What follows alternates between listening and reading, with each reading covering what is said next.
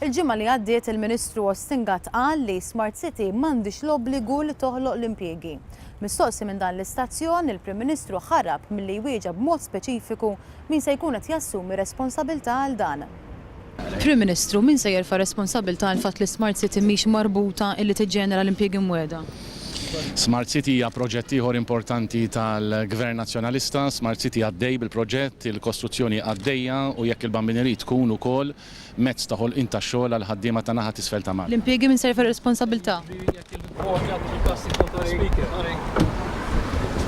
Skont rapport tal-KPMG fi Smart City Malta kellhom ikunu impjegati 2800 ħaddiem sal-aħħar ta' din is-sena.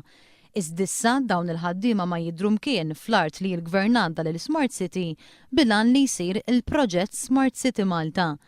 Kien il-Ministru Ostingat innifsu li kkonferma li Smart City mhix obbligata li tiġġenera l-impjiegi għaliex il-Gvern ma żammx mal-obbligi tiegħu li jneħħi l-impjant ta' drenaġġ ħadejn il-proġett. Issa m'hemm ebda obbligu ta' qas impjieg wieħed. Minkejja li Ostingat qal li Smart City Malta ma switna xejn, il-ġurnal kulħadd irrapporta li l-Gvern ħareġ 15 miljun euro bħala valur tal-fabbriki li twaqqgħu, dħul mill-kera li jintilef u spejjeż ta' riallokazzjoni biex tal-art għal proġett ta' Smart City Malta.